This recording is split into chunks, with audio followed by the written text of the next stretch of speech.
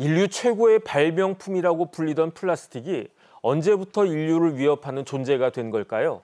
오늘 도움 말씀 주실 분으로 강상욱 상명대학교 화학에너지공학과 교수님 나와 계십니다. 교수님 안녕하셨습니까? 예, 안녕하십니까? 네, 감사합니다. 이제는 여행 갈 때 짐을 좀 더 싸야 될 것 같아요. 도대체 얼마나 문제가 심각하길래 홍콩에서 플라스틱을 이제 전면 금지한다 이렇게 나오는 겁니까?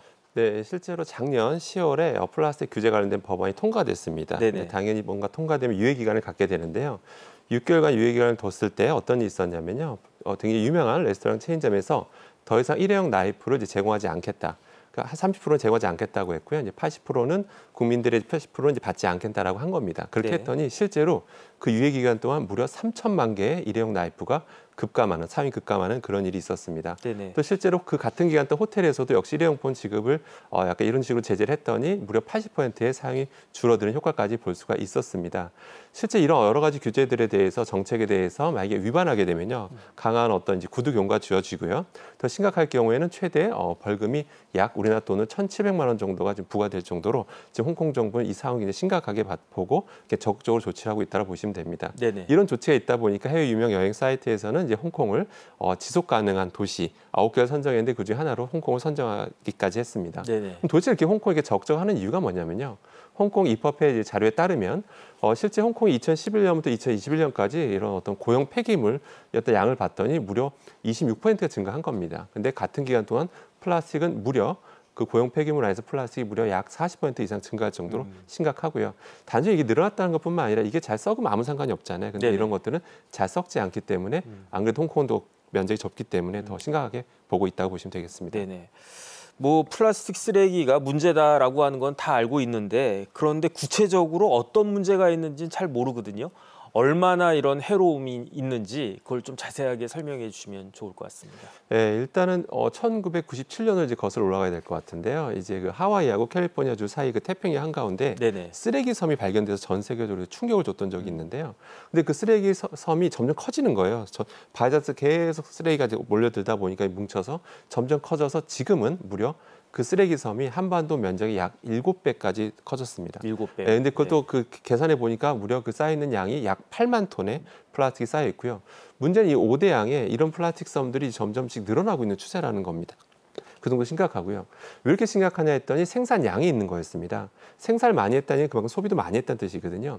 2019년도만 해도 전 세계 플라스틱 생산량이 무려 4억 톤 이상 생산했을 정도 심각하고요.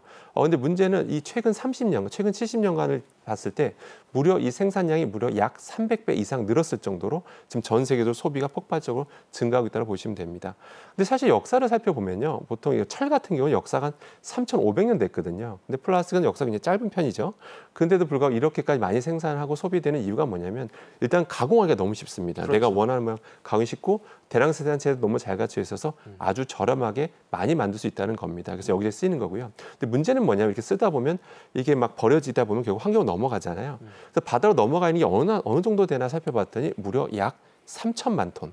바닷속에 무려 3천만 톤 정도가 지금 쌓여 있는 걸 추정하고 있고요. 쌓여 있는 게 거기서 끝나는 게 아니라 이게 시간 지나면 조금씩 분해가 됩니다. 분해되는 것들이 바로 우리가 요새 흔히 부르는 미세 플라스틱이고요. 결국 미세 플라스틱 형태로 우리에게 다시 돌아온다라고 보시면 되겠습니다.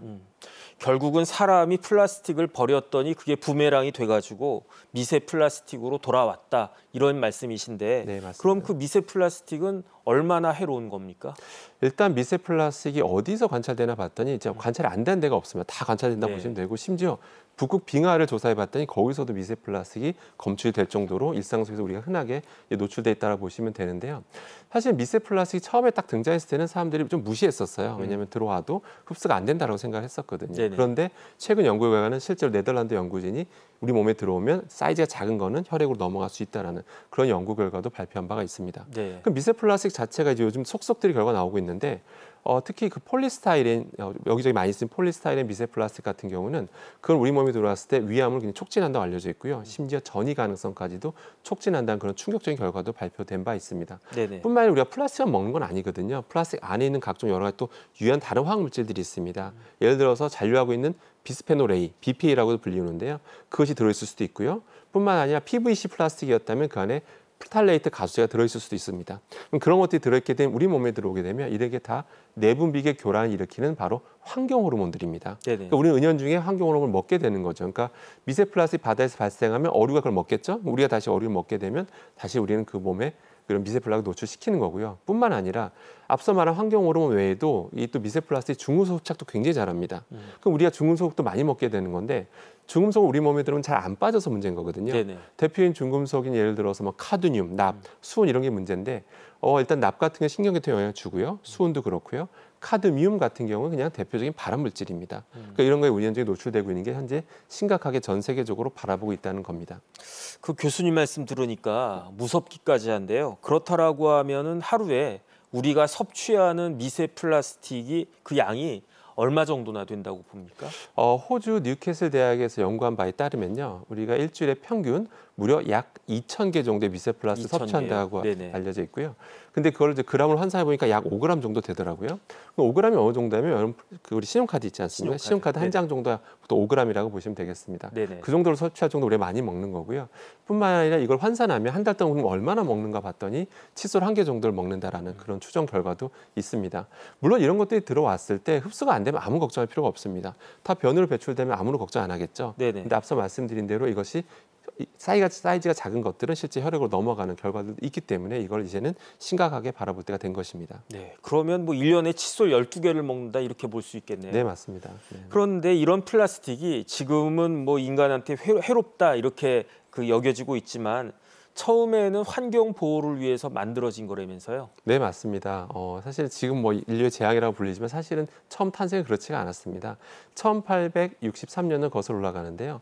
예전에도 그 당구라는 게 되게 유행했었는데요. 당구 있지 않습니까? 근데 당구공이 원래 옛날에는 코끼리 상아로 만들었습니다. 그러니까 그러다 보니까 코끼리를 굉장히 많이 잡았어요. 그러다 보니까 동물 윤리, 생명 윤리들이 이제 문제가 되다 보니까 이 당구공 회사에서 드디어 상금을 겁니다. 1만 달러. 지금으로 치면 수억 원의 가치가 있는 1만 달러의 상금을 걸어서 이걸 대체할 수 있는 뭔가를 만들어 다오라고 이제 공지를 했더니 실제로 존 웨슬리 하이트라는 사람이 실제로 개발에 성공합니다.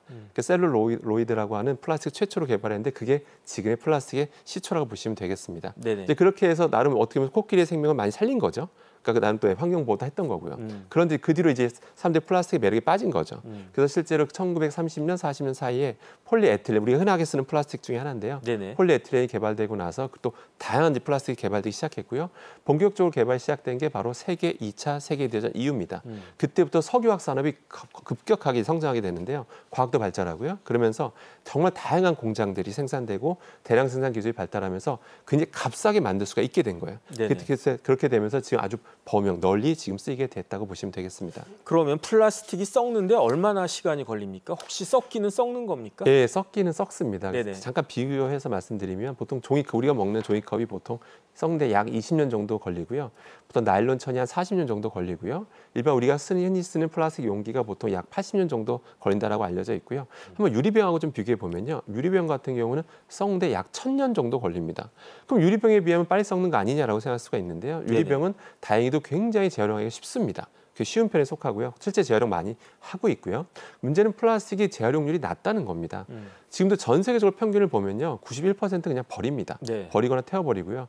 약 9%만이 현재 재활용되고 있다는 겁니다. 이게 굉장히 심각한 거고요.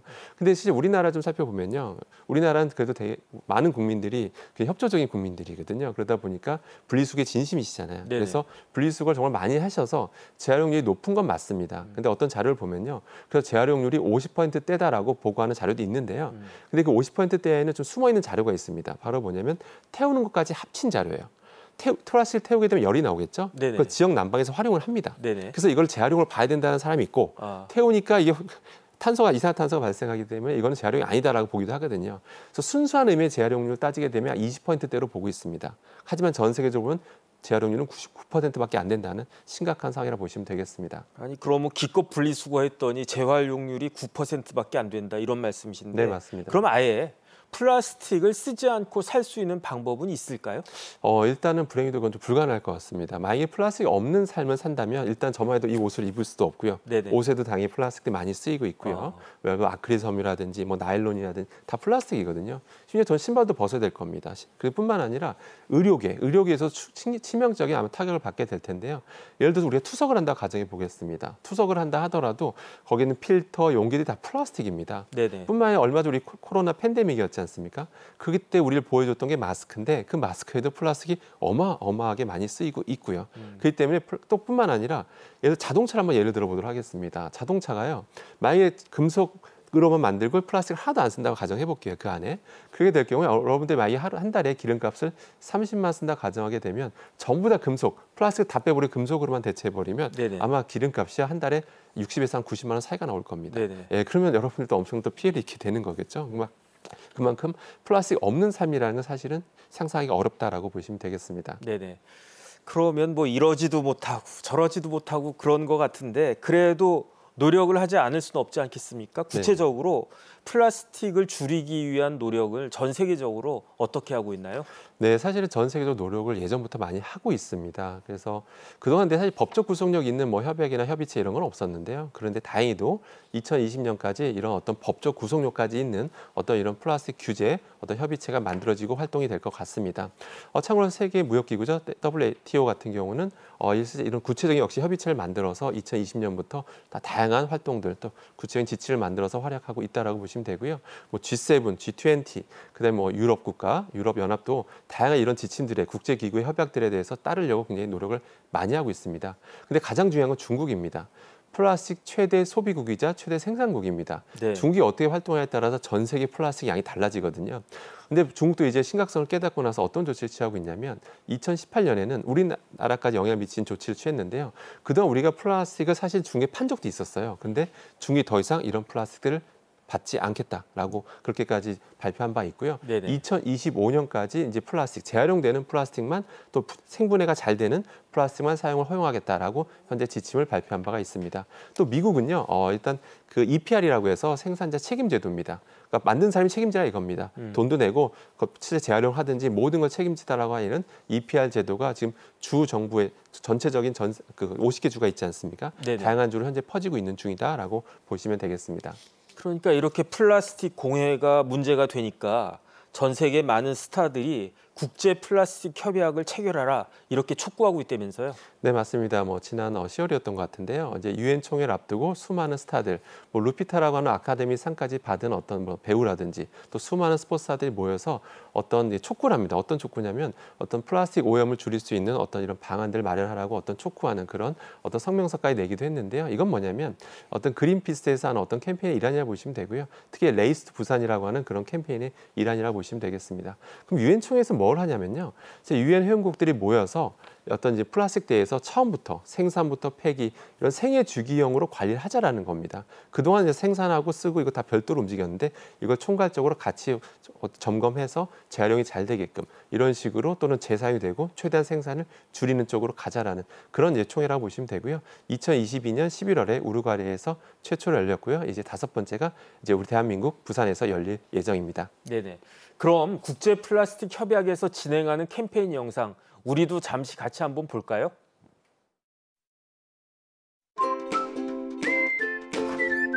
Hi, I'm Daniel Dae Kim, and welcome to Daniel's Kitchen. Today we're going to be making a super tasty Korean specialty called kimbap. So we want to start with the kim, and then rice. Now be sure to spread it out evenly. And then we add the carrots. And now we add some eggs. Very nice. The final step, we roll everything up very carefully. Wow, this kimbap looks good.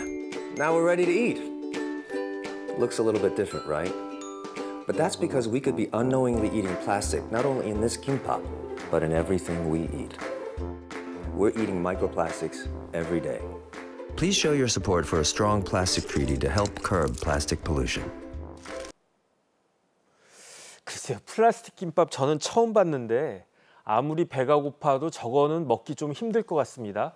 국제 플라스틱 협약의 촉구를 위해서 만들어진 영상이라고 하는데요. 우리나라 부산에서 11월 25일부터 개최될 예정이라면서요? 네, 맞습니다. 그 1차가 우루과이였었고요. 이제 네네. 5차가 드디어 이제 부산에서 열리게 되는데요. 각국의 이제 리더들이 모여서 하는 여러 가지 회의라고 보시면 될 것 같은데 여러 가지 안건들을 올려서 이제 구체적인 이제 여러 가지 지침들을 이제 마련할 계획이 있습니다. 여러 가지 이제 뭐 논의들을 할 예정인데요. 뭐 대표적으로 이제 뭐 2040년까지 전체 플라스틱 생산의 75%를 이제 감축하자라는 것들 이제 안건을 올려놓고 이제 논의를 할 것 같고요. 네네. 뿐만 아니라 이런 여러 가지 플라스틱을 이제 생산, 소비, 전체적으로 좀 투명성 있게 좀 관리하자라는 게 있고요. 그다음 또 재활용이라는 단어에 우리가 너무 꽂혀 있었거든요. 이제 재활용이 아니라 아예 재사용. 재사용? 리필. 네네. 네. 재활용이라는 게 결국은 다시 한 바퀴 도는 거기 때문에 네네. 그 중에서 에너지도 많이 쓰는 거거든요. 그게 아니라 재사용하고 리필하는 시스템 도입하자라는 거고요. 뿐만 아니라 플라스틱을 과도하게 생산하는 기업에게 직접 책임지게 하는 겁니다. 네네. 환경적, 사회적 비용을 이제 책임을 부과하는 그런 것들을 이제 안건을 올릴 예정이고요. 뿐만 아니라 이제 플라스틱 오염으로 고통받고 있는 사회적 약자라든지 어떤 지역 사회를 보호하기 위한 여러 가지 논의들을 할 예정이고요. 구체적인 지침이 이제 마련되면 전 세계적으로 아마 그걸 따르는 노력들을 할 것으로 현재 예상하고 있습니다. 그러면 우리나라는 플라스틱 공해에 대해서 어떻게 대처하고 있습니까? 사실은 당연히 우리나라도 이제 대처를 하고 있는데요. 네네. 일단 2020년 기준을 한번 살펴보겠습니다. 대한민국은 OECD 회원국 중에서 플라스틱 사용량이 불행히도 1등을 차지했습니다. 전체 회원국 평균보다 무려 약 4배 더 많은 양의 플라스틱을 사용하고 있을 정도로 대한민국은 플라스틱 소비량이 정말 엄청난 나라라고 보시면 될 것 같습니다. 특히 우리 코로나 팬데믹 시대 이후로 정말 너무나 많은 분들이 배달 많이 시켜 드셨죠. 그리고 택배 서비스도 많이 활용하고 있는데요. 그러면서 플라스틱 사용량이 기하급수적으로 늘어났던 것으로 현재 포장이 많았으니까. 예, 맞습니다. 기하급수적으로 늘어난 것으로 보이고요. 그래서 그에 발맞춰서 대한민국 정부도 2020년에 어떤 탄소 중립 어떤 이런 추진 전략이라는 걸 세우게 되고요. 그래서 2050 탄소 중립 추진 전략이었는데요. 이 중에 10개 지침이 있는데 그 중에 하나가 순환 경제 활성화입니다. 네네. 그래서 순환 경제를 더 활성화하겠다는 뜻이에요. 그래서 2021년에 K 순환 경제 이행 계획을 발표하게 됩니다. 그래서 이 안에는 다양한 것들이 이제 담겨 있는데요. 핵심적으로 간단히 요약해서 말씀드리면 쉽게 얘기해서 친환경 플라스틱, 그러니까 생분해성이 좋은, 분해가 잘 되는 그런 플라스틱의 생산도 늘리고 소비를 촉진하는 그런 거고요. 그다음에 이런 것들이 플라스틱이 순환이 잘 되게끔 반드시 썼으면 다시 돌아오게끔 어떤 식으로 재활용이 잘 돼서 돌아가게 하는 순환성을 좀 강조하는 거기에 초점이 맞춰져 있고요. 결과적으로 생산자한테 조금 책임을 더 많이 부과하는 그래서 좀 더 생산량을 쉽게 늘리지 못하게 하는 여러 가지 지침들에 대해서 구체적 지침들이 나와 있고 그에 맞춰서 지금 정부도 굉장히 노력을 많이 하고 있고 그에 맞춰서 다양한 부처들이 현재 또 국민들과 함께 같이 노력을 하고 있다라고 보시면 되겠습니다. 그러면 우리 개인이 일상생활에서 플라스틱을 좀 줄일 수 있는 방법이 있을까요? 예, 사실은 가장 좋은 방법은요. 우리가 뭐 재활용이든 뭐 어떤 걸 우리가 분리수거 열심히 하자 말을 하지만 사실은 환경을 살리는 가장 큰 지름길은 무조건 소비를 줄이는 겁니다. 소비를 줄이는 게 최고고요. 소비를 줄이기 위해서 일단 배달 음식 가급적 줄이시는 게 제일 좋고 가급적은 직접 가서 드시는 게 가장 좋은 겁니다. 네네. 사실은 여러분들이 막 이렇게 드시고 나서 그걸 나름 분리수거 하시잖아요. 네네. 근데 안타깝게도 분리수거를 하셔도 그 실제 여러 가지 이물질이 너무 많이 묻어 있게 되면 그거 재활용하기 어렵습니다. 맞습니다. 예, 그렇기 때문에 그거 되게 대부분 다 태워버리는 거거든요. 네네. 태우게 되면 이산화탄소가 너무 많이 발생하는 것도 문제고요. 그렇기 때문에 무조건 소비를 줄이시는 게 너무 중요합니다. 그 다행인 거는 그래도 요즘 조금씩 분위기가 좀 바뀌는 걸 좀 느끼고 있는 게 가급적 이제 이런 일회용 컵보다는 사용을 좀 줄이려고 하시고 개인 컵, 머그컵이나 스테인리스 컵을 들고 다니시는 경우도 제가 대학에 있다 보니까 그걸 들고 다니는 학생들도 제법 보거든요. 그렇습니까? 이제는. 예, 이제 그런 걸 보면서 그런 걸 담아 먹으려고 하는 친구들도 있고. 네네. 근데 또 재밌는 게 뭐냐면 그런 게 단지 또 환경을 살리려는 것뿐만 아니라 딱 보면 학생들도 요즘 알아요. 이제 종이컵 같은데 더 뜨거운 거 담으면 그 안에 종이컵 안에 플라스틱 코팅돼 있거든요. 그러네요. 예, 그런 것들 떨어져 나와 미세 플라스틱인 거 다 알거든요. 요즘 학생들이. 네네. 그래서 그런 것들 섭취 줄이기 위해서라도 학생들이 그냥 스테인리스 컵을 들고 다닌다든지 그래서 이런 변화의 움직임을 좀 감지하고는 있습니다. 그러니까 긍정적 신호로 보고 있고요. 그러니까 무엇보다 가장 중요한 건 소비를 줄이는 겁니다. 근데 안타깝게도 어느 나라 정부도 이 소비를 줄이자는 말을 쉽게 하지 못합니다. 네, 왜 왜냐하면 그럴까요? 일단 가장 우리나라에서도 뭐 그랬어요. 전 세계적으로 그렇지만 항상 경제가 항상 제일 1순위로 놓이다 보니까 네네. 어느 나라든 정책이 1순위가 환경인 나라는 없습니다. 네. 1순위가 항상 경제죠. 그러다 보니까 우리가 소비를 줄이게 되면 경제는 침체가 오게 됩니다. 그러니까 그런 문제도 좀 있기 때문에 거기서 정부라면 이제 거기에 접점을 찾는 거. 환경과 어떤 경제 부분에서 접점을 찾는 게 가장 현명한 정책일 텐데요. 네네. 그걸 찾아가기 위한 노력들은 이제 많이 기울여야 되겠죠. 네, 알겠습니다. 지금까지 도움 말씀에 강상욱 상명대학교 교수님이었습니다. 교수님 감사합니다. 네, 감사합니다.